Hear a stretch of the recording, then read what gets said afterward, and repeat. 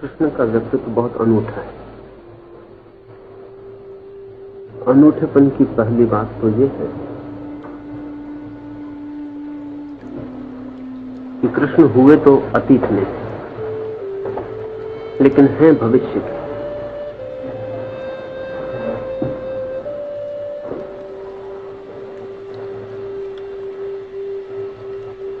मनुष्य अभी भी इस योग्य नहीं हो पाया कृष्ण का समसामयिक बन सके।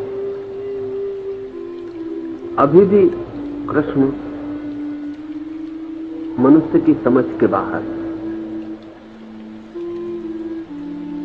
भविष्य में ही यह संभव हो पाएगा कि कृष्ण को हम समझ पाए। इसके कुछ कारण हैं। सबसे बड़ा कारण तो यह है कि कृष्ण अकेले ही ऐसे व्यक्ति हैं जो धर्म की परम गहराइयों और ऊंचाइयों पर होकर भी गंभीर नहीं, उदास नहीं, रोते हुए नहीं। साधारणतः संत का लक्षण ही रोता हुआ होना है, जिंदगी से उदास, हारा हुआ, भागा हुआ। कृष्ण अकेले ही नाचते हुए व्यक्ति, हंसते हुए, गीत गाते हुए। अतीत का सारा धर्म दुखवादी था। कृष्ण को छोड़ दें, अतीत का सारा धर्म उदास, आंसुओं से भरा हुआ। हंसता हुआ धर्म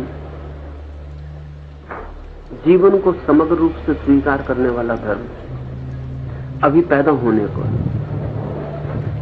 निश्चित ही पुराना धर्म मर गया है और पुराना ईश्वर, जैसे हम अब तक ईश्वर समझते थे, जो हमारी धारणा थी ईश्वर की, वो भी मर गई। तो जीसस के संबंध में कहा जाता है कि वो कभी हंसे नहीं।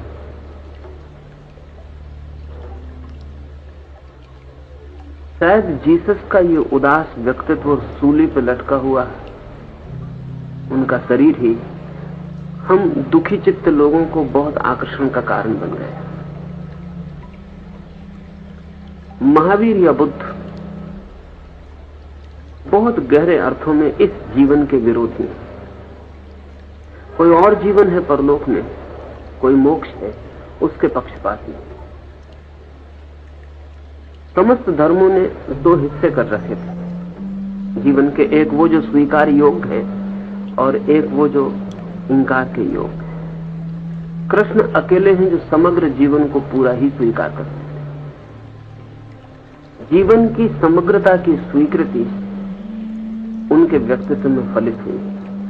इसलिए इस देश ने और सभी अवतारों को आंशिक अवतार कहा है, कृष्ण को पूर्ण अवतार कहा है। राम भी अंश ही है परमात्मा का, लेकिन कृष्ण पूरे ही परमात्मा है। और ये कहने का, ये सोचने का, ऐसा समझने का कारण है, और वो कारण ये है कि कृष्ण ने सभी कुछ आत्मसात कर लिया। अलबत्त सभी चरने भारतीय धर्म की आलोचना में एक बड़ी कीमत की बात कही, और वो ये कि भारत का धर्म जीवन निषेधक, लाइफ नेगेटिव है। ये बात बहुत दूर तक सच है यदि कृष्ण को बुला दिया जाए, और यदि कृष्ण को भी विचार में लिया जाए तो ये बात एकदम ही गलत हो जाती। और सविज्जर यदि कृष्ण को समझते तो ऐसी बात ना कह पाते। लेकिन कृष्ण की कोई व्यापक छाया भी हमारे चित्त पर नहीं पड़ी। वे अकेले दुख के एक महासागर में नाचते हुए एक छोटे से द्वीप, या ऐसा हम समझें कि उदास और निषेध और दमन और निंदा के बड़े मरुस्थल में एक बहुत छोटे से नाचते हुए मरुद्यान है। वो हमारे पूरे जीवन की धारा को नहीं प्रभावित कर पाए। हम ही इस योग्य न थे, हम उन्हें आत्मसात न कर पाए। मनुष्य का मन अब तक तोड़कर सोचता रहा, द्वंद्व करके सोचता रहा। शरीर को इंकार करना है, आत्मा को स्वीकार करना है, तो आत्मा और शरीर को लड़ा देना है। परलोक को स्वीकार करना है, इहलोक को इंकार करना है। तो इहलोक और परलोक को लड़ा देना है। स्वभावतः यदि हम शरीर का इंकार करेंगे तो जीवन उदास हो जाएगा, क्योंकि जीवन के सारे रस स्रोत और सारा स्वास्थ्य और जीवन का सारा संगीत और सारी संवेदनाएं शरीर से आ रही। शरीर को जो धर्म इंकार कर देगा वो पीत वर्ण हो जाए, रक्त शून्य हो जाए, उस पर से लालिक हो जाए, वो पीले पत्ते की तरह सूखा हुआ धर्म होगा। उस धर्म की मान्यता भी जिनके मन में गहरी बैठेगी वे भी पीले पत्तों की तरह गिरने की तैयारी में संलग्न, मरने के लिए उत्सुक और तैयार हो जाए। कृष्ण अकेले हैं जो शरीर को उसकी समस्तता में स्वीकार कर लेते हैं, उसकी टोटलिटी। ये एक आयाम में नहीं, सभी आयाम में सच है। शायद कृष्ण को छोड़कर और पूरे मनुष्यता के इतिहास में झुरस्तर एक दूसरा आदमी है जिसके बाबत ये कहा जाता है कि वो जन्म लेते से हंसा है। सभी बच्चे रोते हैं, एक बच्चा सिर्फ मनुष्य जाति के इतिहास में जन्म लेकर हंसा है। ये सूचक है इस बात का, कभी हंसती हुई मनुष्यता पैदा नहीं हो पाएगी। और कृष्ण तो हंसती हुई मनुष्यता को ही स्वीकार हो सकते,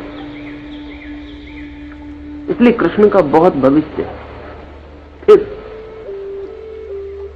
फ्रायड पूर्व धर्म की जो दुनिया थी वो फ्रायड पश्चात नहीं हो सकती। एक बड़ी क्रांति घटित हो गई और एक बड़ी दरार पड़ गई है मनुष्य की चेतना में। हम जहां थे फ्रायड के पहले, अब हम वहीं कभी भी नहीं हो सकेंगे। एक नया शिखर छू लिया गया और एक नई समझ पैदा हो गई। वो समझ लेनी चाहिए। पुराना धर्म सिखाता था आदमी को दमन और सप्रेशन। काम है, क्रोध है, लोभ है, मोह है, सभी को दबाना है और नष्ट कर देना है, और तभी आत्मा उपलब्ध होगी और तभी परमात्मा उपलब्ध होगा। ये लड़ाई बहुत लंबी चली। इस लड़ाई के हजारों साल के इतिहास में भी मुश्किल से 10-5 लोग हैं जिनको हम कह पाएंगे उन्होंने परमात्मा को पा लिया। एक अर्थ में ये लड़ाई सफल नहीं थी, क्योंकि अरबों खरबों लोग बिना परमात्मा को पाए मरे। जरूर कहीं कोई बुनियादी भूल। ये ऐसा ही है जैसे कि कोई माली 50,000 पौधे लगाए और एक पौधे में फूल आ जाए,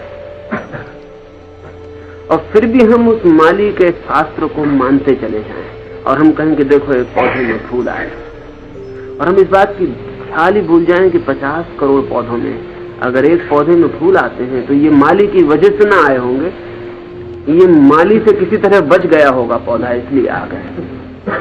क्योंकि माली का प्रमाण तो बाकी 50 करोड़ पौधे जिनमें फूल नहीं आते, पत्ते नहीं लगते, सूखे ठूंठ रह जाते। एक बुद्ध, एक महावीर, एक क्राइस्ट अगर परमात्मा को उपलब्ध हो जाते द्वंद्वग्रस्त धर्मों के बावजूद भी, तो ये कोई धर्मों की सफलता का प्रमाण नहीं।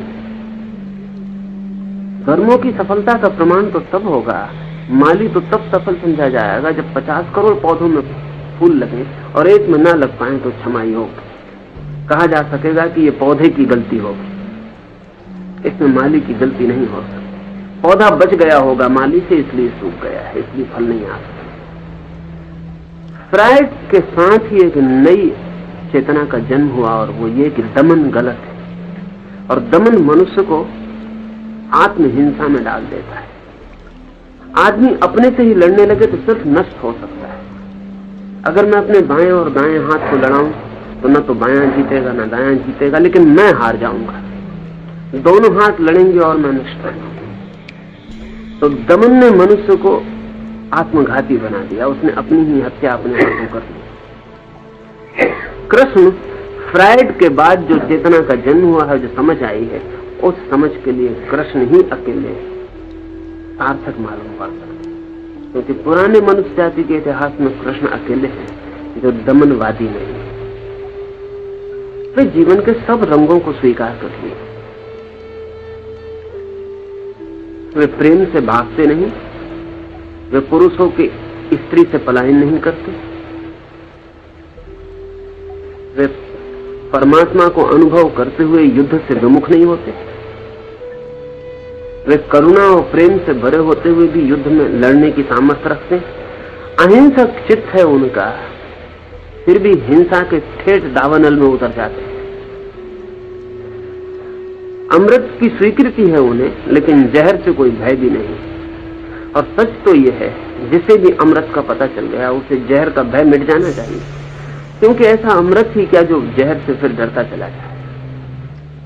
और जिसे अहिंसा का सूत्र मिल गया उसे हिंसा का भय मिट जाना चाहिए। ऐसी अहिंसा ही क्या जो अभी हिंसा से भी भयभीत और घबराई हुई हो, और ऐसी आत्मा ही क्या जो शरीर से भी डरती हो और बचती हो।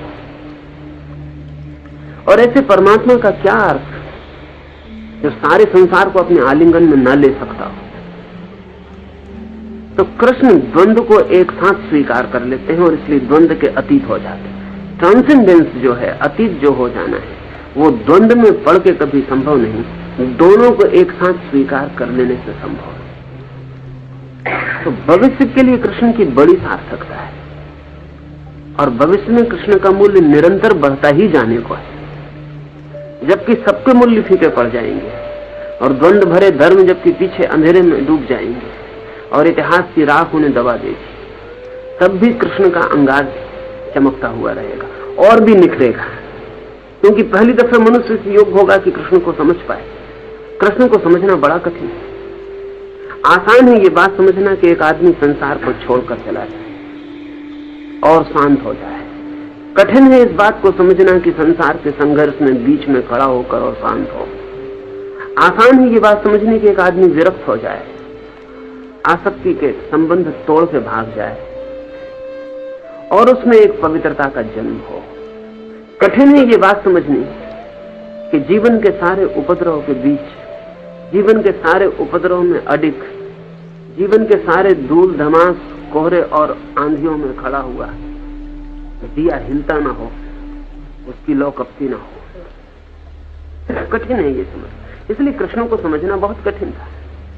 निकटतम जो कृष्ण के थे वे भी नहीं समझ सकते। लेकिन पहली दफा एक महान प्रयोग हुआ है। पहली दफा आदमी ने अपनी शक्ति का पूरा परीक्षण कृष्ण में किया है। ऐसा परीक्षण की संबंधों में रहते हुए असंग रहा जा सके और युद्ध के क्षण पर भी करुणा न मिले और हिंसा की तलवार हाथ में हो तो भी प्रेम का दिया मन से न बुझे। इसलिए कृष्ण को जिन्होंने पूजा भी है, जिन्होंने कृष्ण की आराधना भी की है, उन्होंने भी कृष्ण के टुकड़े टुकड़े करके किया है। सूरदास के कृष्ण कभी बच्चे से बड़े नहीं हो पाते। बड़े कृष्ण के साथ खतरा है, सूरदास बर्दाश्त न कर सके। वो बाल कृष्ण को ही, क्योंकि बाल कृष्ण अगर गांव की स्त्रियों को छेड़ आता है तो हमें बहुत कठिनाई नहीं, लेकिन युवा कृष्ण जब गांव की स्त्रियों को छेड़ देगा तो फिर बहुत मुश्किल हो जाए। फिर हमें समझना बहुत मुश्किल हो जाए, क्योंकि हम अपने ही तल पर तो समझ सकते हैं, हमारे अपने तल के अतिरिक्त समझने का हमारे पास कोई उपाय भी नहीं। तो कोई है जो कृष्ण के एक रूप को चुन लेगा, कोई है जो दूसरे रूप को चुन लेगा। गीता को प्रेम करने वाले भागवत की उपेक्षा कर जाएंगे, क्योंकि भागवत का कृष्ण और ही है। भागवत को प्रेम करने वाले गीता की चर्चा में न पड़ेंगे, क्योंकि कहां राग रंग और कहां रास और कहां युद्ध का मैदान, उनके बीच कोई तालमेल नहीं। शायद कृष्ण से बड़े विरोधों को एक साथ पी लेने वाला कोई व्यक्तित्व भी नहीं। इसलिए कृष्ण की एक एक शकल को लोगों ने पकड़ लिया है। जो जिससे प्रीतिकर लगी उसने छांट लिया, बाकी शकल को उसने इंकार कर दिया। गांधी गीता को माता कहते हैं, लेकिन गीता को आत्मसात नहीं कर सकते, क्योंकि गांधी की अहिंसा युद्ध की संभावनाओं को कहां रखेगी। तो गांधी उपाय खोजते हैं कि वो कहते हैं ये जो युद्ध है ये सिर्फ रूपक है, ये कभी हुआ नहीं। ये मनुष्य के भीतर अच्छाई और बुराई की लड़ाई है। ये जो कुरुक्षेत्र है ये कहीं कोई बाहर युद्ध का मैदान नहीं है, और ऐसा नहीं है कि कृष्ण ने कहीं अर्जुन को किसी बाहर के युद्ध में लड़ाया हो। ये तो भीतर के युद्ध की रूपक कथा है, ये एक पैरेबल है, ये एक कहानी है, ये एक प्रतीक है। गांधी को कठिनाई है क्योंकि गांधी का जैसा मन है उसमें तो अर्जुन ही ठीक मालूम पड़ेगा। अर्जुन के मन में बड़ी अहिंसा का उदय हुआ है, वो युद्ध छोड़ के भाग जाने को तैयार है। वो कहता है अपनों को मारने से फायदा क्या, और वो कहता है इतनी हिंसा करके धन पाके भी, यश पाके भी, राज्य पाकर भी मैं क्या करूंगा। इससे तो बेहतर है कि मैं सब छोड़ के भिखमंगा हो जाऊं, इससे तो बेहतर है कि मैं भाग जाऊं और सारे दुख वरण कर लूं लेकिन हिंसा में न पड़ूं। इससे मेरा मन बड़ा कपता है, इतनी हिंसा अशुभ। कृष्ण की बात गांधी की पकड़ में कैसे आ सकती, क्योंकि कृष्ण उसे समझाते हैं कि तू लड़, और लड़ने के लिए वे जो तर्क देते हैं वो ऐसा अनूठा है कि इसके पहले कभी भी नहीं दिया गया था। उसको परम अहिंसक ही दे सकता है उस तर्क को। कृष्ण का तर्क ये है कि जब तक तू ऐसा मानता है कि कोई मर सकता है तब तक तू आत्मवादी नहीं, तब तक तुझे पता ही नहीं है कि जो भीतर है ना वो कभी मरा है ना कभी मर सकता है। अगर तू सोचता है कि मैं मार सकूंगा तो तू बड़ी भ्रांति में, बड़े अज्ञान में, क्योंकि मारने की धारणा ही भौतिकवादी की धारणा है। जो जानता है उसके लिए कोई मरता नहीं। तो अभिनय है, कृष्ण उससे कह रहे हैं, मरना और मारना लीला है, एक नाटक है। इस संदर्भ में समझ लेना उचित होगा कि राम के जीवन को हम चरित्र कहते हैं। राम बड़े गंभीर है, उनका जीवन लीला नहीं है, चरित्र ही है। कृष्ण गंभीर नहीं है, कृष्ण का चरित्र नहीं है, वो कृष्ण की लीला है। राम मर्यादाओं में बंधे हुए व्यक्ति हैं, मर्यादाओं के बाहर वे एक कदम न बढ़ेंगे, मर्यादा पर वे सब कुर्बान कर देंगे। कृष्ण के जीवन में मर्यादा जैसी कोई चीज नहीं है, अमर्याद, पूर्ण स्वतंत्र, जिसकी कोई सीमा नहीं, जो कहीं भी जा सकता है। ऐसी कोई जगह नहीं आती जहां वो रुके, ऐसी कोई सीमा नहीं आती जहां वो भयभीत हो कदम को ठहराए। ये अमर्यादा भी कृष्ण के आत्म अनुभव का अंतिम फल है। तो हिंसा भी बेमानी हो गई है वहां, क्योंकि हिंसा हो नहीं सकती, और जहां हिंसा ही बेमानी हो गई हो वहां अहिंसा भी बेमानी हो जाती है। क्योंकि जब तक हिंसा सार्थक है और हिंसा हो सकती है तभी तक अहिंसा भी सार्थक है। असल में हिंसक अपने को मानना भौतिकवाद है, अहिंसक अपने को मानना भी उसी भौतिकवाद का दूसरा छोर है। एक मानता है मैं मार डालूंगा, एक मानता है मैं मारूंगा नहीं, मैं मारने को राजी ही नहीं, लेकिन दोनों मानते हैं कि मारा जा सकता है। ऐसा अध्यात्म जो युद्ध को भी खेल मान लेता है और जो जीवन की सारी दिशाओं को, राग की, प्रेम की, भोग की, काम की, योग की, ध्यान की, समस्त दिशाओं को एक साथ स्वीकार कर लेता है। इस समग्रता के दर्शन को समझने की संभावना रोज बढ़ती जा रही है, क्योंकि अब हमें कुछ बातें पता चली हैं जो हमें कभी भी पता नहीं, लेकिन कृष्ण को निश्चित ही पता रही। जैसे हमें आज जाके पता चला है कि शरीर और आत्मा जैसी दो चीजें नहीं। आत्मा का जो छोर दिखाई पड़ता है वो शरीर है, और शरीर का जो छोर दिखाई नहीं पड़ता है वो आत्मा है।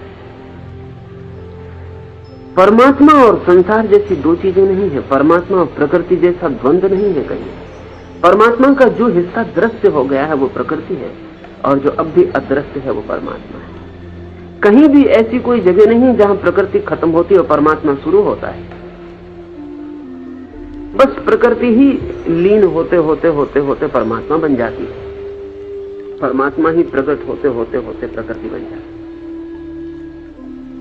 अद्वैत का यही अर्थ है और इस अद्वैत की अगर हमें धारणा स्पष्ट हो जाए, इसकी प्रतीति हो जाए, तो कृष्ण को समझा जा सकता है।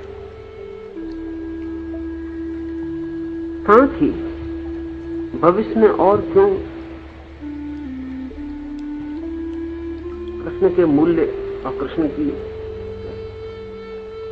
सार्थकता बढ़ने को है, और कृष्ण क्यों मनुष्य के और निकट आ जाएंगे। अब दमन संभव नहीं हो सकेगा। बड़े लंबे संघर्ष तो बड़े लंबे ज्ञान की खोज के बाद ज्ञात हो सका है कि जिन शक्तियों से हम लड़ते हैं वे शक्तियां हमारी हैं, हम ही हैं। इसलिए उनसे लड़ने से बड़ा कोई पागलपन नहीं हो सकता। और यह भी ज्ञात हुआ है कि जिससे हम लड़ते हैं हम सदा के लिए उसी से घिरे रह जाते हैं। और यह भी ज्ञात हुआ है कि जिससे हम लड़ते हैं उसे हम कभी रूपांतरित नहीं कर पाते, उसका ट्रांसफॉर्मेशन नहीं होता। अगर कोई व्यक्ति यौन से लड़ेगा तो उसके जीवन में ब्रह्मचर्य कभी भी घटित नहीं होता। अगर ब्रह्मचर्य घटित हो सकता है तो एक ही उपाय है कि वो अपनी काम की ऊर्जा को कैसे रूपांतरित करे। काम की ऊर्जा से लड़ना नहीं है, काम की ऊर्जा से सहयोग करना है। काम की ऊर्जा से दुश्मनी नहीं लेनी, काम की ऊर्जा से मैत्री साधनी, क्योंकि हम सिर्फ उसी को बदल सकते हैं जिससे हमारी मैत्री है। जिसके हम शत्रु हो गए उसको बदलने का सवाल है, जिसके हम शत्रु हो गए उसको समझने का भी उपाय नहीं। समझ भी हम उसे ही सकते हैं जिससे हमारी मैत्री। तो जो हमें निकृष्टतम दिखाई पड़ रहा है वो भी श्रेष्ठतम का ही छोर है। पर्वत का जो बहुत ऊपर का शिखर है वो, और पर्वत के पास की जो बहुत गहरी खाई है, ये दो घटनाएं नहीं है, ये एक ही घटना के दो हिस्से। ये जो खाई बनी है ये पर्वत के ऊपर उठने से बनी। ये जो पर्वत ऊपर उठ सका है ये खाई के बनने से ऊपर उठ सका है। ये दो चीजें नहीं है कि पर्वत और खाई हमारी भाषा में दो है, अस्तित्व में एक ही चीज के दो छोर है। नीत्शे का एक बहुत कीमती वचन है। नीत्शे ने कहा है कि जिस वृक्ष को आकाश की ऊंचाई छूनी हो उसे अपनी जड़ें पाताल की गहराई तक पहुंचानी पड़ती। और अगर कोई वृक्ष अपनी जड़ों को पाताल तक पहुंचाने से डरता हो तो उसे आकाश तक पहुंचने की आकांक्षा भी छोड़ देनी पड़ती। असल में जितनी ऊंचाई उतने ही गहरे भी जाना पड़ता है। जितना ऊंचा जाना हो उतना ही नीचे भी जाना पड़ता है। नीचाई और ऊंचाई दो चीजें नहीं है, एक ही चीज के दो आयाम, और वो सदा समानुपाती एक ही अनुपात में बढ़ते हैं। मनुष्य के मन ने सदा चाहा कि वो चुनाव कर ले। उसने चाहा कि स्वर्ग को बचा ले और नरक को छोड़ दे। उसने चाहा कि शांति को बचा ले, तनाव को छोड़ दे। उसने चाहा शुभ को बचा ले, अशुभ को छोड़ दे। उसने चाहा प्रकाश ही प्रकाश रहे, अंधकार न रह जाए। मनुष्य के मन ने अस्तित्व को दो हिस्सों में तोड़ के एक हिस्से का चुनाव किया और दूसरे का इंकार किया। इससे द्वंद्व पैदा हुआ, इससे द्वैत पैदा हुआ। कृष्ण दोनों को एक साथ स्वीकार करने के प्रतीक है, और जो दोनों को एक साथ स्वीकार करता है वही पूर्ण हो सकता है, नहीं तो अपूर्ण ही रह जाएगा। जितने को चुनेगा उतना हिस्सा रह जाएगा, और जिसको इंकार करेगा सदा उससे बंधा रहेगा, उससे बाहर नहीं जा सकता है।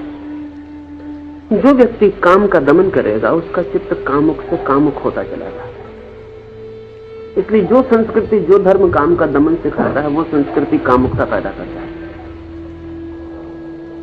शायद कृष्ण को माना जा सका होता तो शायद दुनिया से कामुकता विदा हो गई होती, लेकिन कृष्ण को नहीं माना जा सका। बल्कि हमने नारायण कितने रूपों में कृष्ण के उन हिस्सों का इंकार किया जो काम की स्वीकृति थी।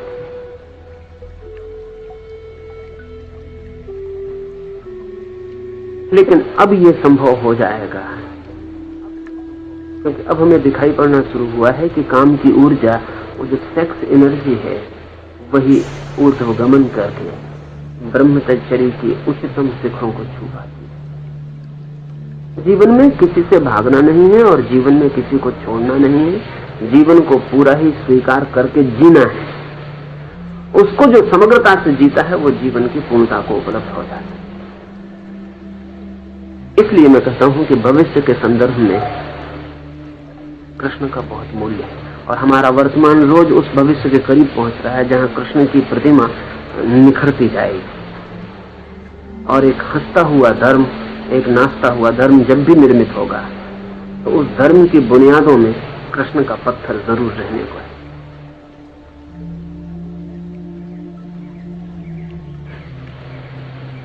ये कृष्ण के समय में बहुत बड़ा महाभारत युद्ध हुआ था और कृष्ण उसमें बड़े प्रमुख स्थान में थे और वो चाहते तो महाभारत का युद्ध रोक सकते थे, लेकिन वैसा नहीं हुआ और एक बड़ा भारी विध्वंस हुआ और उस विध्वंस का बहुत बड़ी जिम्मेदारी कृष्ण पर जाती है।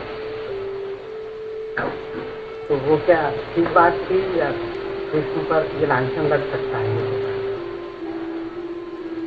युद्ध और शांति के संबंध में भी बात वही है। फिर हम चाहते हैं कि शांति ही बचे, संघर्ष ना बचे।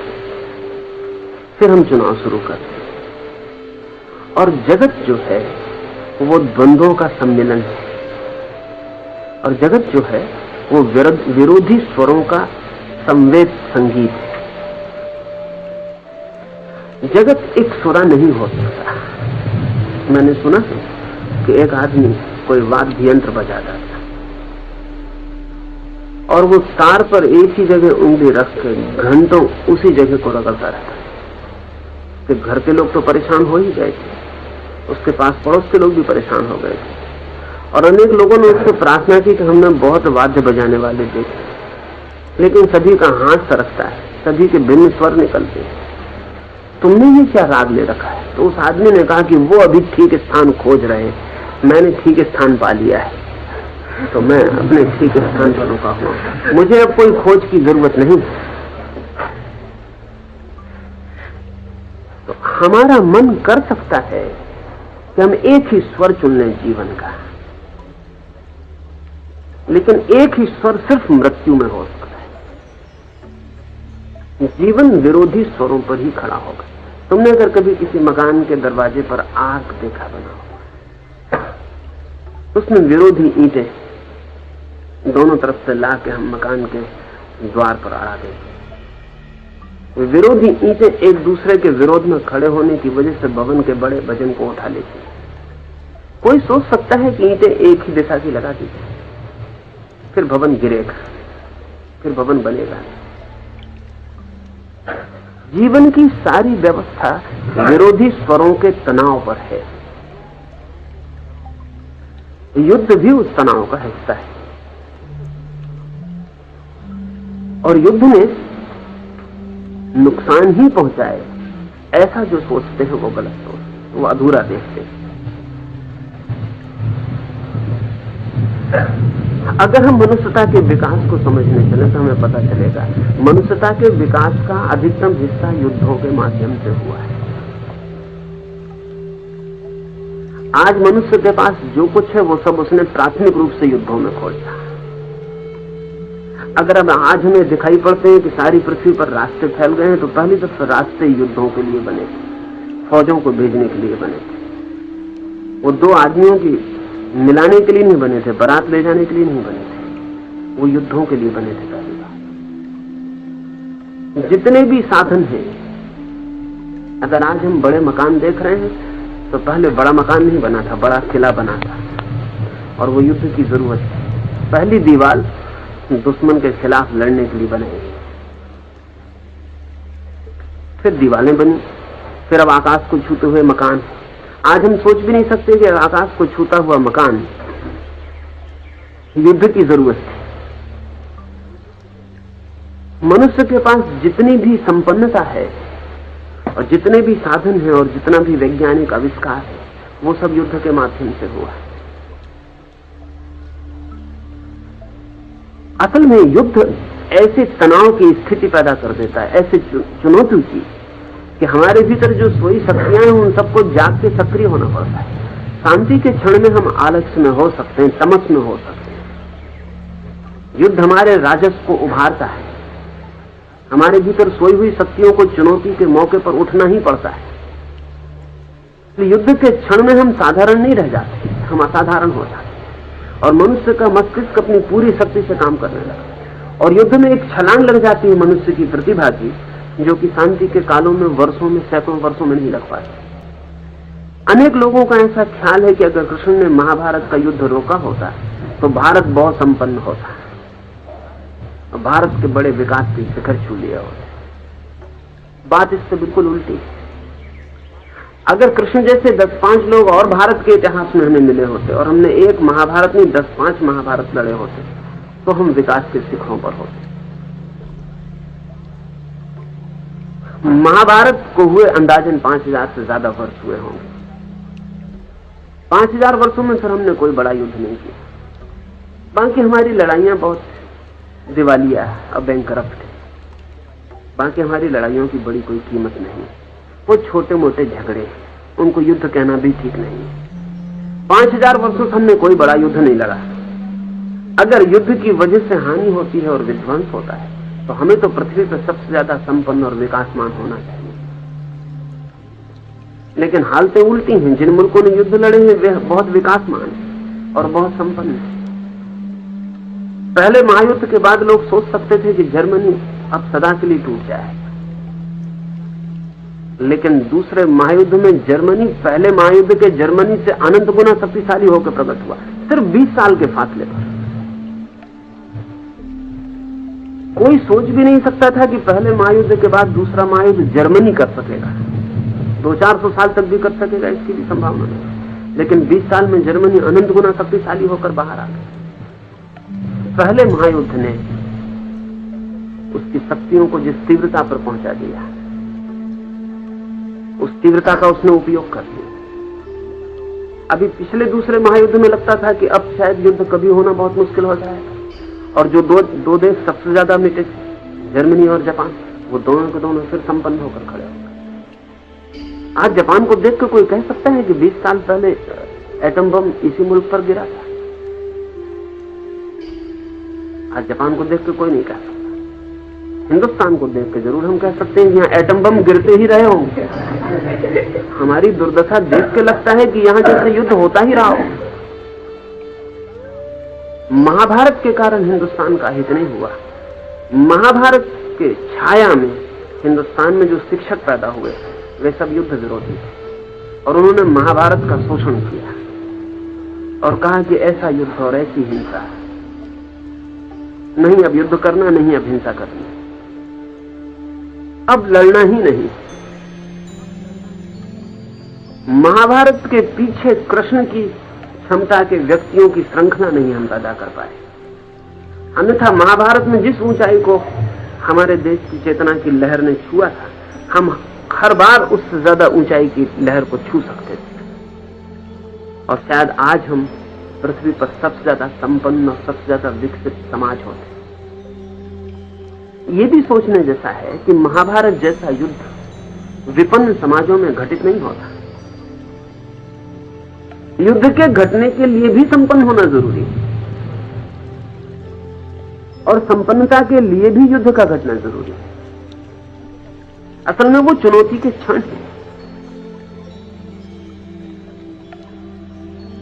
कृष्ण ने जिस युद्ध में हमें उतारा था, वो युद्ध में अगर हम सतत उतरे होते हैं, क्योंकि इसे हम सोचें, आज करीब करीब पश्चिम उस जगह है जहां महाभारत के दिनों में हम पहुंच गए।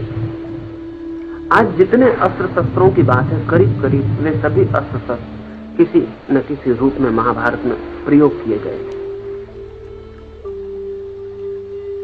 बड़ा संपन्न, बड़ा प्रतिभाशाली और बहुत वैज्ञानिक उन्नत शिखर था।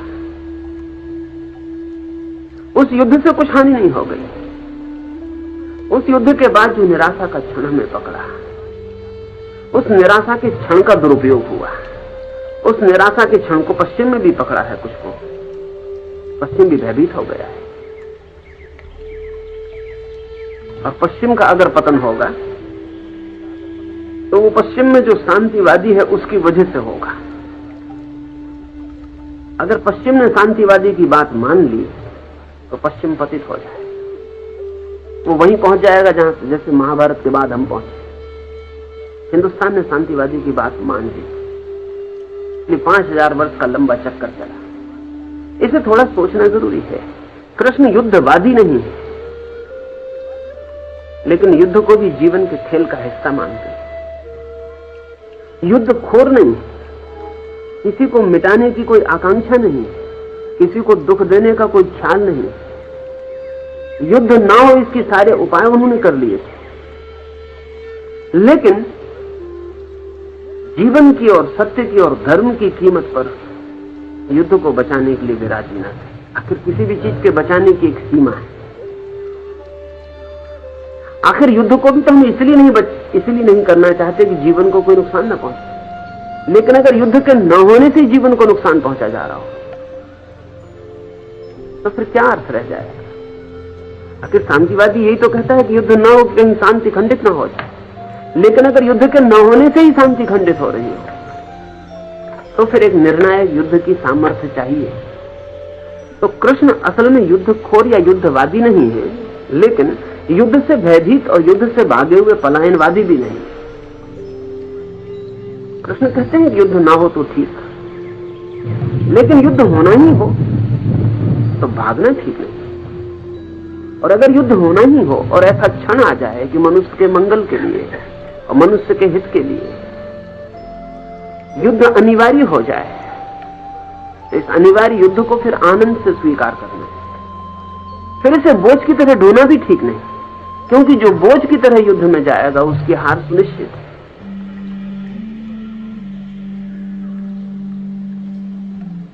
जो सिर्फ रक्षा के लिए युद्ध में जाएगा उसकी हार भी सुनिश्चित है, क्योंकि रक्षा के भाव से भरा हुआ डिफेंसिव जो चित्त है वो लड़ने में सामर्थ्य और शौर्य नहीं दिखा पाता।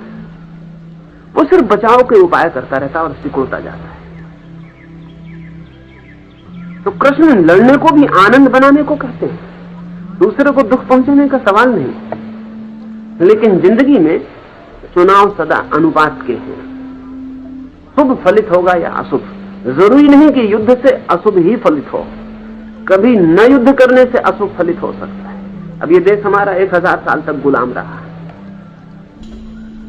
ये हमारे युद्ध करने की क्षमता की क्षीणता का परिणाम था। 5000 वर्ष से गरीब और दीनहीन, ये हमारे शौर्य और हमारे व्यक्तित्व में जो अभय चाहिए उसकी कमी का परिणाम, जो फैलाव चाहिए, विस्तार का जो भाव चाहिए उसकी कमी का परिणाम। तो कृष्ण के कारण नुकसान नहीं हुआ, कृष्ण की श्रृंखला नहीं पैदा हो सकी, हम और कृष्ण पैदा नहीं कर सके, इसलिए नुकसान हुआ। और कृष्ण के युद्ध के बाद स्वाभाविक था कि निराशावादी स्वर प्रमुख हो, सदा होता है। और निराशावादी शिक्षक लोगों को समझाएं कि व्यर्थ है ये सब, और देखो कितनी हानि हो गई। और वो स्वर हमारे मन में बैठ गया। और 5000 साल से हम डरी हुई कौम है, और जो कौम मरने से डर जाए, युद्ध से डर जाए, वो कौम बहुत गहरे में जीने से भी डर जाती। हम जीने से भी डर गए, तो हम कप रहे हैं, ना हम जी रहे हैं ना हम मर रहे हैं, हम दोनों के बीच में एक त्रिशंकु की भांति। अब मेरी समझ ये है कि बर्टन रसल या गांधी या विनोबा, इनकी बात अगर दुनिया मान लेगी तो नुकसान होगा। युद्ध से भय की कोई जरूरत नहीं है, लेकिन अब पृथ्वी युद्ध के लिए बहुत छोटी पड़ गई, ये बात जरूर सच है। असल में युद्ध के लिए भी जगह चाहिए। हमारे पास साधन इतने बड़े हो गए हैं कि अब पृथ्वी पे युद्ध नहीं हो सकता, ये बात जरूर सच है।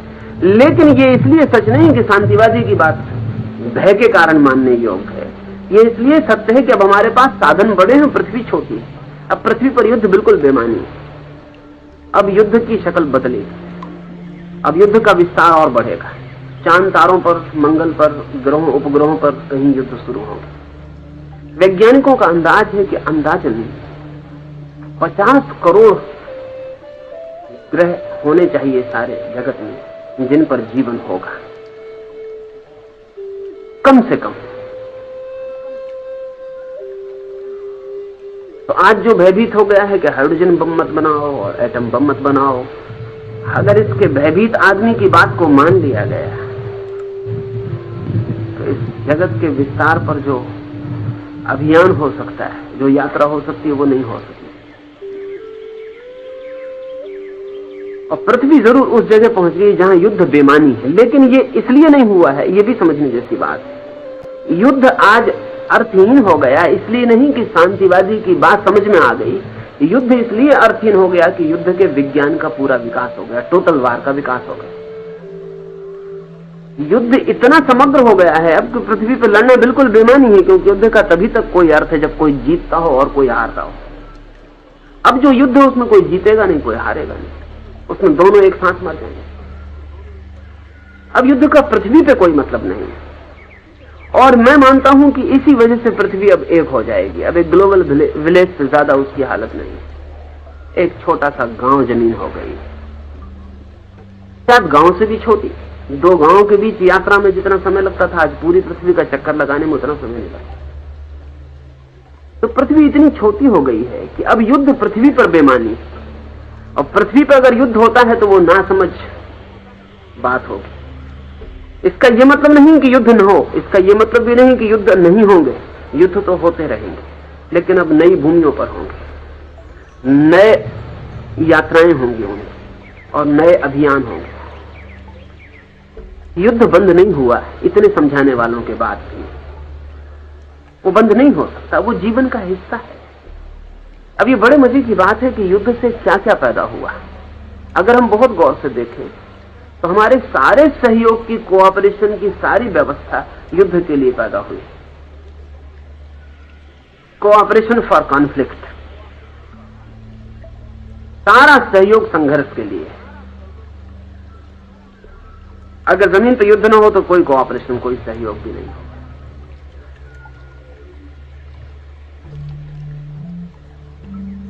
तो कृष्ण को समझना बहुत जरूरी है। कृष्ण शांतिवादी नहीं है, कृष्ण युद्धवादी नहीं है। असल में वाद का मतलब ही होता है कि दो में से हम एक को चुनते। कृष्ण अवादी है। कृष्ण कहते हैं शांति से सुख फलित होता हो तो स्वागत, युद्ध से सुख फलित होता हो तो स्वागत। मेरा मतलब समझा ना? कृष्ण कहते हैं जिससे मंगल यात्रा गतिमान होती हो, जिससे धर्म विकसित होता हो, जिससे जीवन में आनंद की संभावना बढ़ती हो, वो स्वागत है। ऐसा स्वागत चाहिए थी। हमारा देश अगर कृष्ण को समझा होता है तो हम इस भांति नपुंसक न हो गए होते।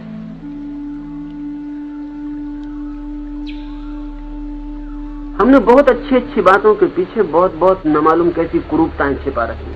हमारी अहिंसा के बात के पीछे हमारी कायरता छिप के बैठ गई। हमारे युद्ध विरोध के पीछे हमारे मरने का डर छिप के बैठ गया। लेकिन हमारे युद्ध न करने से युद्ध बंद नहीं होता। हमारे युद्ध न करने से कोई और हम पे युद्ध जारी रखता है। हम लड़ने ना जाएं इससे लड़ाई बंद नहीं होती, सिर्फ हम गुलाम बनते हैं और फिर भी हम लड़ाइयों में घसीटे जाते रहे। अभी बड़े मजे की बात, हम नहीं लड़े, कोई हम पर हावी हो गया, हमें गुलाम बना लिया और फिर हम उसकी फौजों में लड़ते ही रहे। लड़ाई तो कुछ बंद नहीं हुई। कभी हम मुगल की फौज में लड़े, कभी हम तुर्क की फौज में लड़े, कभी हम हून की फौज में लड़े। हम खुद भी ना लड़े, गुलाम भी रहे और अपनी गुलामी को बचाने के लिए लड़ते रहे। फिर हम अंग्रेज की फौज में लड़े। लड़ाई तो बंद नहीं हुई। इतना ही हो गया कि हम अपनी स्वतंत्रता के लिए लड़ते, अपने जीवन के लिए लड़ते, फिर हम अपनी प्रतंत्रता के लिए लड़ते कि हमारी प्रतंत्रता कैसी बनी रहे, इसके लिए भी हमारा आदमी मरता रहा। ये दुखद फल हुआ। ये महाभारत के कारण नहीं, ये फिर से हम महाभारत की हिम्मत न जुटा पाए उसके कारण। इसलिए मैं कहता हूं कि कृष्ण को समझना थोड़ा मुश्किल तो है। बहुत आसान है समझ लेना एक शांतिवादी की बात, क्योंकि वो एक पहलू चुन लेता है। बहुत आसान है युद्धवादी की बात, एक हिटलर, एक मुसोलिनी, एक चंगेज, एक तैमूर, नेपोलियन, सिकंदर, युद्धखोरों की बात समझ लेनी भी बहुत आसान है। वो कहते हैं कि युद्ध ही जीवन है। शांतिवादी है, रसल है, गांधी है, उनकी बात भी समझ लेनी बहुत आसान है। वो कहते हैं कि नहीं, शांति ही जीवन। कृष्ण की बात समझनी बहुत मुश्किल है, क्योंकि वो कहते हैं कि जीवन दोनों द्वारों से गुजरता है। वो शांति से भी गुजरता है, वो युद्ध से भी गुजरता है। और अगर तुम्हें शांति बनाए रखनी तो तुम्हें युद्ध की सामर्थ्य रखनी होगी, और अगर तुम्हें युद्ध जारी रखना है तो तुम्हें शांति में तैयारी भी करनी होगी। ये दो पैर हैं जीवन के, इनमें से एक को भी काटा तो लंगड़े और पंगु हो जाते। चंगेज और तैमूर और मुसोलिनी भी लंगड़े हैं, और गांधी और रसल भी लंगड़े हैं। इनके एक एक पैर, इनसे गति नहीं हो सकती। और इसलिए अगर एक एक पैर वाले आदमी रहे तो फिर पीरियोडिकल फैशन रहता है, एक पैर मुसोलिनी का और एक पैर गांधी का, दुनिया ऐसे चलती है। तो दो पैर तो चाहिए ही, एक पैर मुसोलिनी का चलता है, एक गांधी का चलता है। एक फैशन मुसोलिनी की होती, फिर एक फैशन गांधी की होती। जब मुसोलिनी अपना युद्ध कर लेता है और हिटलर और स्टालिन अपने युद्ध को गुजार जाते हैं, तब रसल और गांधी और विनोबा की बात हमको एकदम अपील करने लगती। 10-20 साल इनकी बात अपील करती, तब तक इनका लंगड़ा पैर ज्यादा देर नहीं चला, तब दूसरे पैर की जरूरत पड़ जाती, फिर कोई माओ खड़ा होगा, फिर कोई खड़ा होगा, फिर युद्ध बीच में आ जाए। कृष्ण के पास दोनों पैर, कृष्ण लंगड़े आदमी नहीं, और मैं मानता हूं कि दोनों पैर प्रत्येक के पास होने चाहिए। जो आदमी लड़ ना सके उसमें कुछ कमी हो जाती, और जो आदमी लड़ ना सके वो आदमी ठीक अर्थों में शांत भी नहीं हो सकता, वो लंगड़ा हो जाता है। जो आदमी शांत ना हो सके वो विक्षिप्त हो जाता है, और जो आदमी शांत ना हो सके वो लड़ेगा कैसे? लड़ने के लिए भी एक शांति है। कृष्ण इस अर्थ में भी भविष्य के लिए उपयोगी है, क्योंकि भविष्य में एक निर्णायक बात तय होनी कि सारी दुनिया को शांतिवादी बनाना, तो एक तरह का मुर्दापन छा जाए, जो कि संभव नहीं है, कोई मानेगा नहीं। शांतिवादी अपना जुलूस निकालता रहेगा और शांति के झंडे लगाता रहेगा, कोई मानने वाला नहीं, कोई जीवन रुकता नहीं है। युद्धखोर अपने युद्ध की तैयारी करता रहेगा, फैशन बदलते रहते हैं, 10-20 साल उसका प्रभाव रहता है, 10-20 साल इनका प्रभाव रहता है, और ये दोनों एक दूसरे के सांझे में काम चलाते हैं।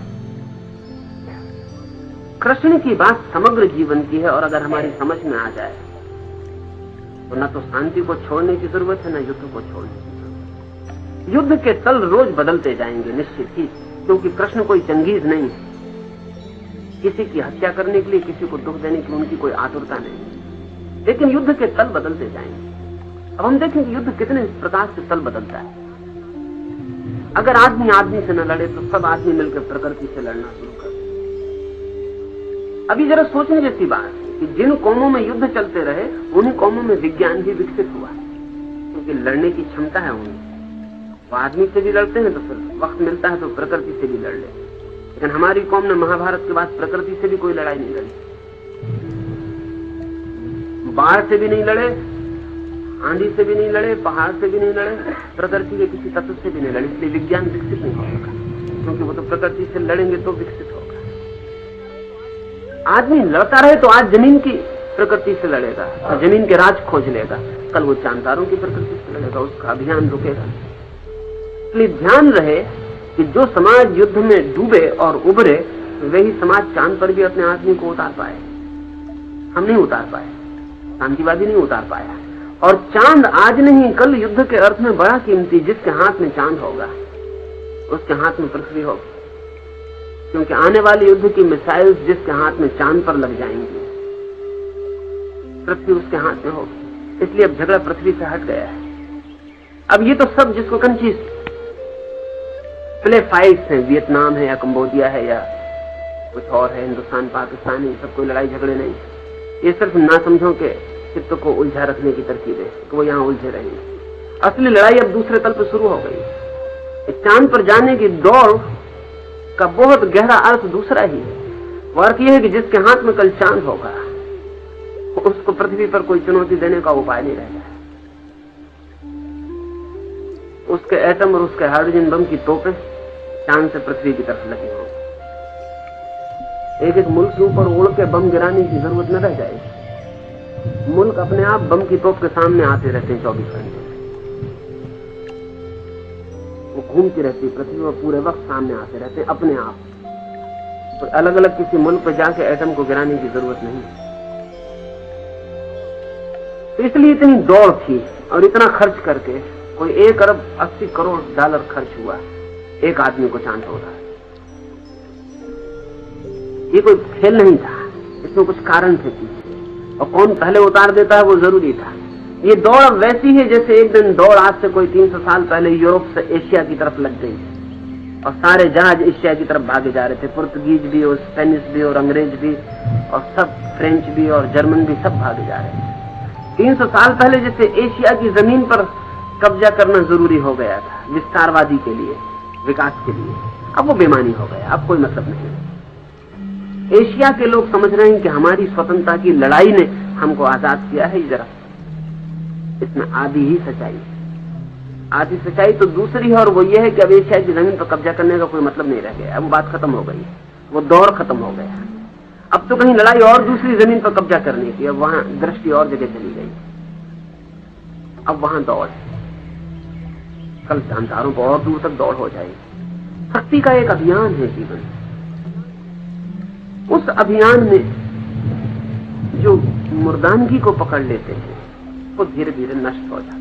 हम ऐसे ही नष्ट हो गई कौन, और इसलिए भी कृष्ण का संदेश बड़ा अर्थपूर्ण है हमारे लिए ही नहीं। मैं मानता हूं कि पश्चिम भी उस जगह खड़ा हो गया जहां उसे निर्णायक लड़ाई शायद पृथ्वी पर एक बार और लड़नी पड़े। निश्चित ही पृथ्वी पर नहीं होगी, अगर पृथ्वी के प्रतियोगों में भी लड़ाई होगी तो चांद या मंगल पे होगी। पृथ्वी पे कोई अर्थ नहीं लड़ाई लड़ने का, क्योंकि दोनों मर जाएंगे। अगर उन दोनों को भी लड़ना है तो उन दोनों को भी किसी दूसरे ग्रह उपग्रह पर ही लड़के तय करना पड़ेगा कि कौन जीतता है।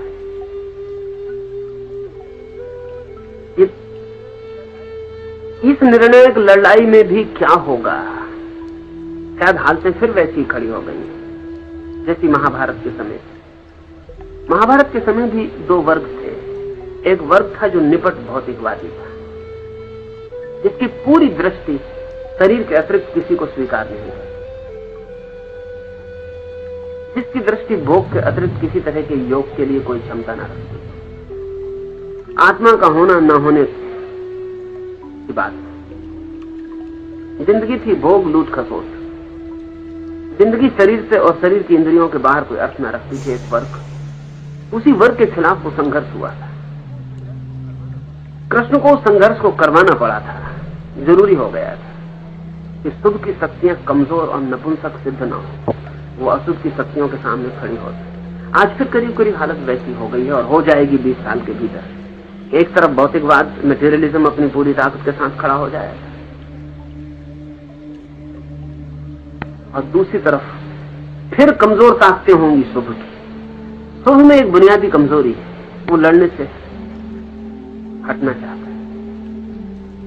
अर्जुन भला आदमी है। अर्जुन शब्द का मतलब होता है सीधा साधा, तिरछा इर्छा जरा भी नहीं, और रिजु, बहुत सीधा साधा आदमी, सरल चित्त, देखता है कि फिजूल की झंझट कौन करे, हट जाओ। अर्जुन सदा ही हटता रहा है। वो जो अरिजु आदमी है, जो सीधा साधा आदमी है, वो हट जाता है। वो कहता है मत झगड़ा करो, जगह छोड़ दो। कृष्ण अर्जुन से कहीं ज्यादा सरल, लेकिन सीधे साधे नहीं। कृष्ण की सरलता की कोई माप नहीं है, लेकिन सरलता कमजोरी नहीं है और सरलता पलायन नहीं है। वे जम के खड़े हो गए, वे नहीं भागने देंगे। शायद फिर पृथ्वी 2 हिस्सों में बढ़ जाएगी। सदा ऐसा होता है कि निर्णायक डिसिसिव मूवमेंट आ जाते हैं जब फिर लड़ने की बात होती है। उसमें गांधी और विनोबा और रसल काम नहीं पड़ेंगे, क्योंकि एक अर्थ में वे सब अर्जुन है। वे कहेंगे हट जाओ, वे कहेंगे मर जाओ, लेकिन लड़ो मत। कृष्ण जैसे व्यक्तित्व की फिर जरूरत है जो कहे कि शुभ को भी लड़ना चाहिए, शुभ को भी तलवार हाथ में लेने की हिम्मत रखनी चाहिए। निश्चित ही शुभ जब हाथ में तलवार लेता है तो किसी का अशुभ नहीं होता। अशुभ हो नहीं सकता, क्योंकि लड़ने के लिए कोई लड़ाई नहीं है। लेकिन अशुभ न जीत पाए इसलिए लड़ाई। तो धीरे धीरे दो हिस्से दुनिया के बढ़ जाएंगे जल्दी, जहां एक हिस्सा भौतिकवादी होगा और एक हिस्सा स्वतंत्रता, लोकतंत्र, व्यक्ति और जीवन के और मूल्यों के लिए होगा। लेकिन क्या ऐसे दूसरे शुभ के वर्ग को कृष्ण मिल सकते? मिल सकते हैं, क्योंकि जब भी मनुष्य की स्थितियां इस जगह आ जाती हैं जहां की कुछ निर्णायक घटना घटने को होती है, तो हमारी स्थितियां उस चेतना को भी पुकार लेती हैं, उस चेतना को भी जन्म दे देती हैं, वो व्यक्ति भी जन्म जाता है। इसलिए भी मैं कहता हूं कि कृष्ण का भविष्य के लिए बहुत अर्थ है। और जब सब साधारण सीधे साधे अच्छे आदमियों की आवाजें बेमानी हो जाएंगी, क्योंकि बुरा आदमी अच्छे आदमी की आवाजों से न डरता है, न भय खाता है, न रुकता है, तो वो बढ़ता चला जाता है। बल्कि अच्छा आदमी जितना सुकूता है, बुरे आदमी के लिए उतनी आनंदपूर्ण हो जाता है। महाभारत के बाद हिंदुस्तान में बहुत अच्छे आदमी हुए, बुद्ध, महावीर, इनकी अच्छाई की कोई कमी नहीं, इनकी अच्छाई की कोई सीमा नहीं। लेकिन इनकी अच्छाई के प्रभाव में मुल्क सिकुड़ गया, हमारा चित्त सिकुड़ गया, और उस सिकुड़े हुए चित्त पर सारी दुनिया के आक्रमक टूट पड़े। आक्रमण करने ही हम नहीं जाते हैं, आक्रमण को बुलाते भी हम ही। और जब तुम किसी को मारते हो तभी तुम जिम्मेवार नहीं होते, जब तुम किसी की मार खाते हो तब भी तुम जिम्मेवार होते ही हो।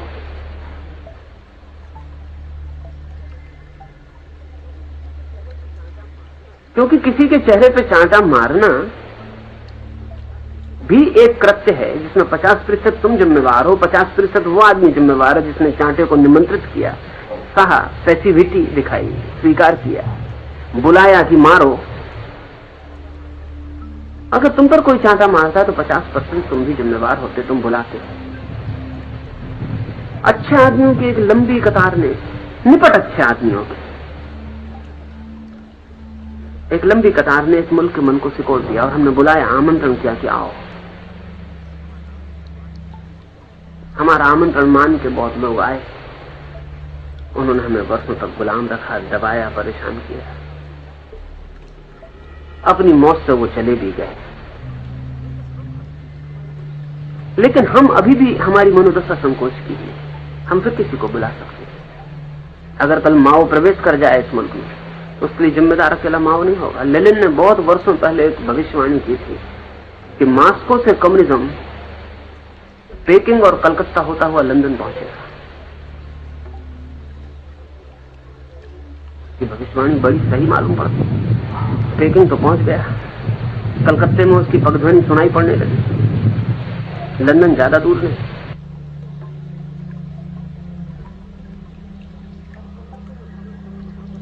अब कलकत्ते में प्रवेश करने में कोई कठिनाई नहीं,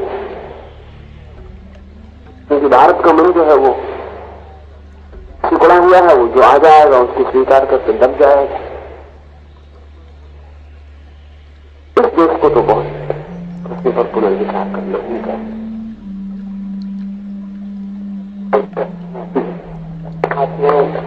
अशुभ के बीच में निर्णायक युद्ध होने के बाद अभी जैसे तृतीय विश्व युद्ध की स्थिति है और इसमें विश्व 2 गुटों में बढ़ गया है, तो इसमें से किस गुट को शुभ माना जाए और किस गुट को अशुभ माना जाए, और किस गुट में सम्मिलित होना चाहेंगे।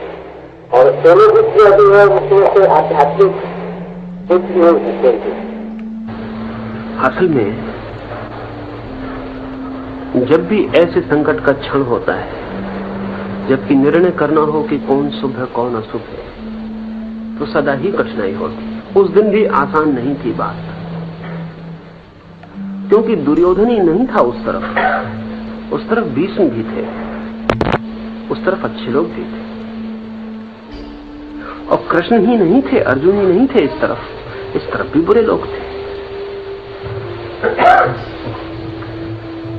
निर्णायक क्षण में तय करना सदा ही मुश्किल होता है, लेकिन मूल्य कुछ निर्धारण करते हैं। दुर्योधन किस लिए लड़ता था? आदमी उसके पास अच्छे थे या बुरे, ये उतना बड़ा मूल्यवान नहीं है। वो लड़ किस लिए रहा था? उस लड़ने के मूल्य क्या थे, वैल्यूज क्या थे? कृष्ण अगर लड़ने को प्रेरित कर रहे थे अर्जुन को, तो मूल्य क्या थे? एक तो बड़े से बड़ा जो निर्णायक मूल्य था वो था न्याय, जस्टिस। न्याय क्या है? न्याय युक्त क्या था?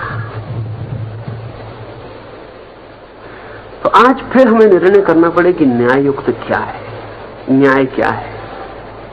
अब जैसे मेरी समझ में स्वतंत्रता न्याय है, परतंत्रता अन्याय है।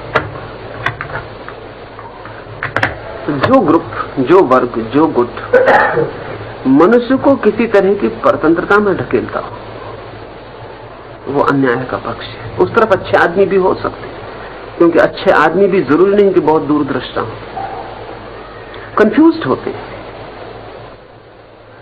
उनको भी पता नहीं हो सकता कि वो जो कर रहे हैं वो बुरे के पक्ष में जा रहा है।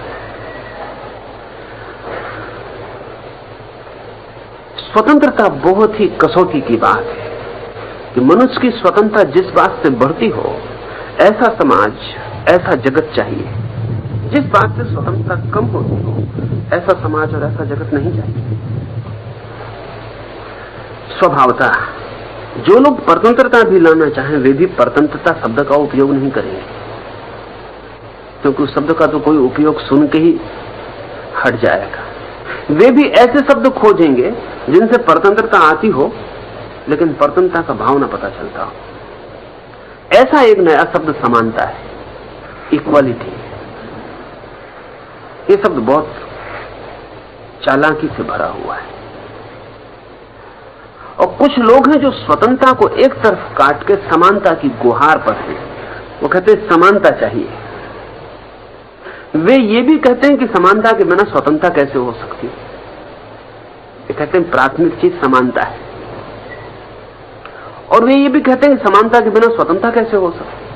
और ये बात समझ में भी पड़ेगी अनेकों को कि ठीक ही तो बात है, जब तक सब लोग समान नहीं तो सब लोग स्वतंत्र कैसे हो सकते। और तब इस समानता को लाने के लिए अगर स्वतंत्रता भी काटनी पड़ती हो, तो फिर हम तैयार हो जाते हैं। अभी बड़े मजेदार तर्क है। समानता इसलिए लानी है कि स्वतंत्रता आ सके, और स्वतंत्रता इसलिए काटनी पड़ती है क्योंकि समानता लानी है। और एक बार स्वतंत्रता खोने के बाद उसे लाना बहुत असंभव। उसे कौन लाएगा? मैं तुमसे कहता हूं, यहां मेरे मित्र सब इकट्ठे, मैं इन सबको कहता हूं कि तुम सबको समान करने के लिए सबको पहले जंजीर पहनानी पड़ेगी, क्योंकि जंजीर बिना पहनाए किसी का सिर बड़ा है, किसी के हाथ लंबे हैं, किसी के पैर छोटे हैं, इन सबको काटा नहीं जा सकता। तो सबको समान करने के लिए पहले जंजीरें डाल दी जाती हैं, फिर सबके हाथ पर काट के हम सबको समान कर देंगे। लेकिन जो सबको समान करेगा वो तो असमान रह ही जाएगा, वो तो आपके बाहर रह जाएगा। उसके हाथ तो खुले होंगे, जंजीरें नहीं होंगी, और उसके हाथ में तलवार होगी। और एक बार जब सबके हाथों में जंजीर होंगी और कुछ लोगों के हाथ में तलवारें होंगी और हाथ पर कट चुके होंगे, तब तुम करोगे क्या? ऐसा ख्याल था मार्क्स का कि एक बार समानता लाने के लिए स्वतंत्रता खोनी पड़ेगी, व्यक्तिगत स्वतंत्रता नष्ट करनी पड़ेगी, एक अधिनायक शाही, एक डिक्टेटरशिप चाहिए होगी। फिर जब पूरा हो जाएगा काम समानता का, तब स्वतंत्रता दे दी जाएगी। लेकिन जिनके हाथ में इतनी ताकत होगी सबको समान करने की, ये स्वतंत्रता देंगे? लक्षण नहीं दिखाई पड़ते। बल्कि जितनी ताकत उनकी बढ़ जाती है और जितना आदमी पंगु हो जाता है, उतनी ही स्वतंत्रता का बात ही खत्म हो जाती है, क्योंकि तुम पूछ भी नहीं सकते, आवाज भी नहीं उठा सकते, बगावत भी नहीं कर सकते। समानता की आड़ में स्वतंत्रता कटेगी, और स्वतंत्रता एक बार कट जाए तो लौटाना बहुत मुश्किल मामला है। क्योंकि जब स्वतंत्रता कट जाती है तो काटने वाला स्वतंत्रता की भविष्य की संभावनाओं को भी काट देता है। और दूसरी बात यह है कि स्वतंत्रता तो एक बिल्कुल ही सहज तत्व है जो प्रत्येक को मिलना चाहिए, और समानता बिल्कुल असहज बात है जो मिल नहीं सकती। ये अमनोवैज्ञानिक है कि हम आदमी को समान करें। वो आदमी समान हो नहीं सकता, आदमी समान है नहीं। आदमी मूलतः असमान है।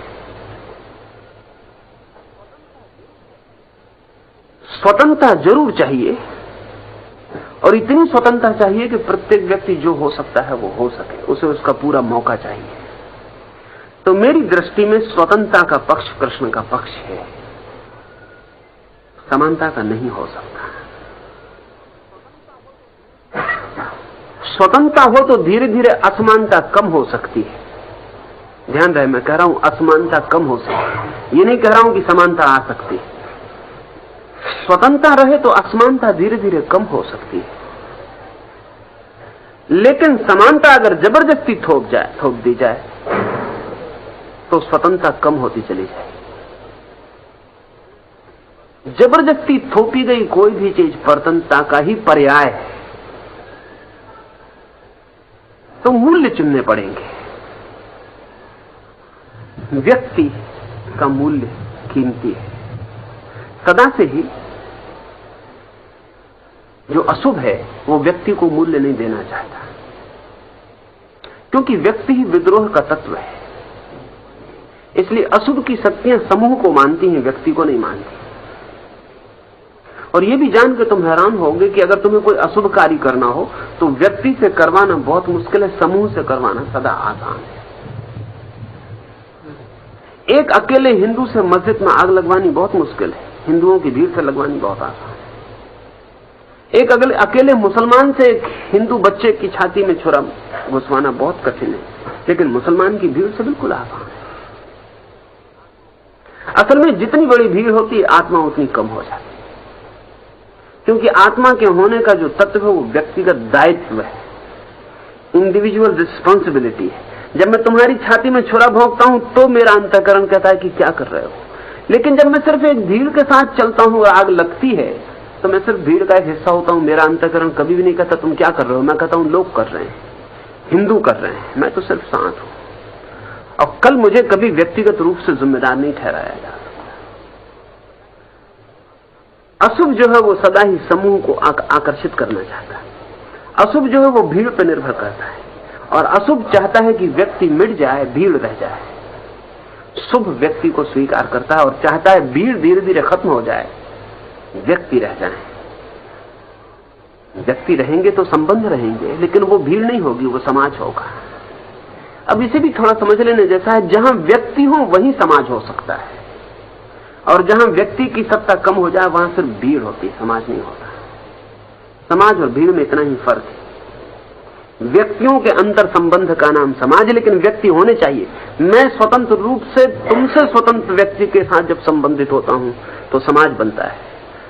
एक जेल खाने में समाज नहीं होता, सिर्फ भीड़ होती। कैदी भी संबंधित होते हैं, एक दूसरे को देख के हंसते भी हैं, एक दूसरे को सिगरेट बीड़ी भी भेज देते हैं, लेकिन भीड़ होती है, समाज नहीं होता। वे सब वहां इकट्ठे किए गए, अपनी स्वतंत्रता का उनका चुनाव नहीं। इसलिए स्वतंत्रता, व्यक्ति, व्यक्तित्व, आत्मा, धर्म और अदृश्य और अज्ञात की संभावना जिस पक्ष की तरफ प्रबल होगी, प्रबल कह रहा हूं क्योंकि निर्णायक नहीं होता बहुत कि इस पक्ष की तरफ है और इसकी तरफ बिल्कुल नहीं।